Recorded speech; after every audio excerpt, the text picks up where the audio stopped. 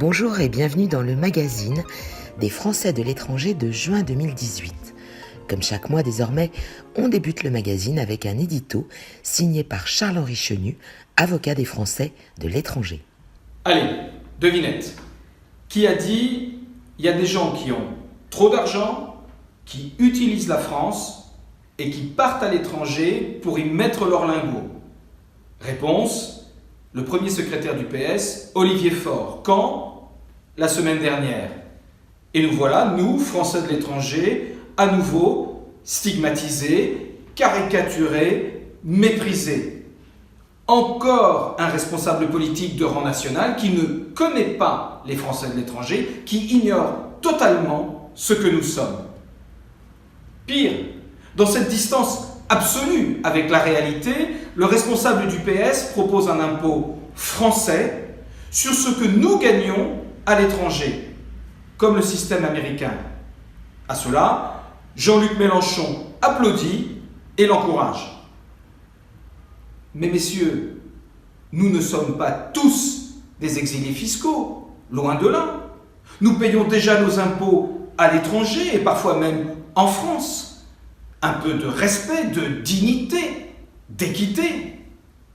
Et puis, pour mettre en place ces propositions, il faudrait renégocier les quelques 130 conventions fiscales passées avec la France. Il faudrait outrepasser, braver le droit international. Bref, c'est impossible.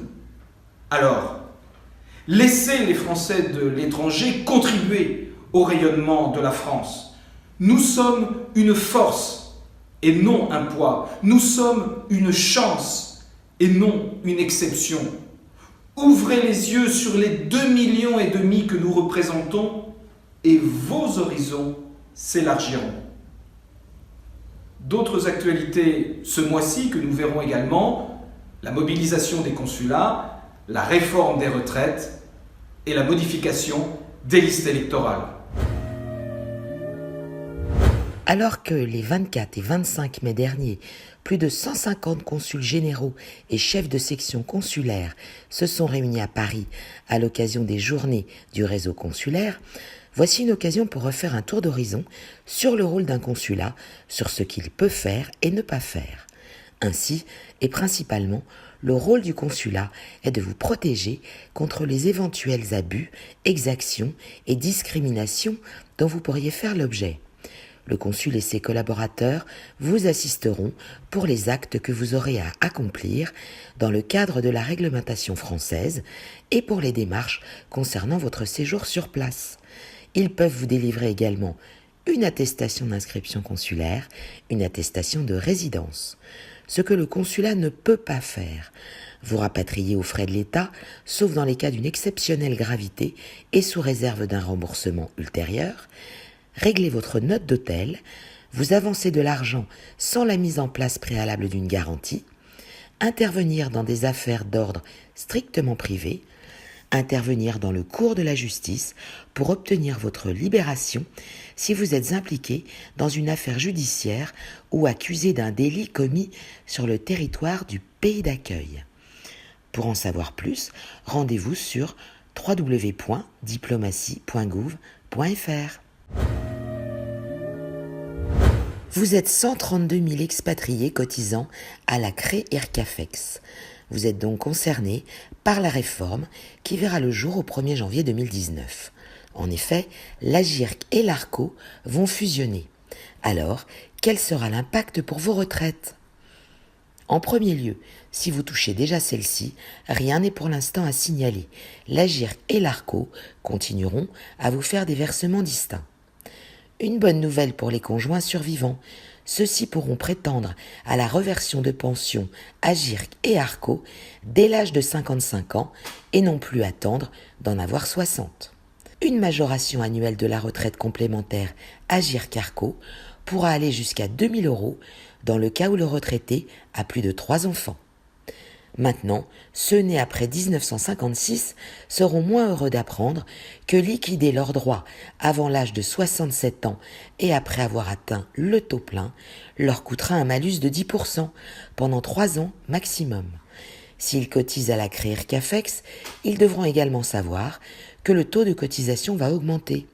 Pour exemple, si le salaire annuel est inférieur à 39 732 €, le taux passera de 7,75% à 7,87% et de 20,55% à 21,59% si celui-ci est supérieur à ce montant.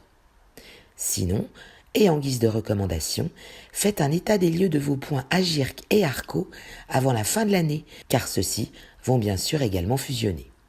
Enfin, si vous êtes expatrié et que vous avez cessé de cotiser à l'Arco et à l'Agirc depuis votre départ de France, n'oubliez pas de conserver vos relevés. Vous en aurez besoin pour retracer vos droits acquis avant 2019. Pour en savoir plus sur le sujet, www.agirc-arco.fr/ce qui change au 1er janvier 2019. En mai 2019, vous allez être appelé à voter pour les européennes. Aussi, cette nouvelle mesure va vous intéresser. En effet, si vous êtes actuellement inscrit à la fois sur une liste électorale consulaire à l'étranger et sur une liste électorale communale en France, sachez que cette double inscription ne sera plus possible. Vous devrez impérativement choisir sur quelle liste vous souhaitez être maintenu, soit celle du consulat de votre pays de résidence, si vous êtes déjà inscrit, soit celle de votre commune en France. Dans le cas premier, aucune démarche ne sera à faire, car c'est cette inscription qui vaudra par défaut à compter du 1er janvier 2019. En revanche, si vous souhaitez voter en France, il vous faut en faire la demande via www.service-public.fr. Avant chaque élection, vous disposerez désormais d'un délai de 6 semaines pour vous inscrire sur les listes électorales de votre choix. Vous avez un déménagement prévu dans les prochaines semaines? N'hésitez pas à faire appel à un déménageur soucieux de la qualité de l'environnement et faites appel à la société Bailly Déménagement. Demandez un devis gratuit en ligne en vous connectant sur www.déménagement-bailly.com/devis/. Merci de nous avoir suivis et rendez-vous le mois prochain.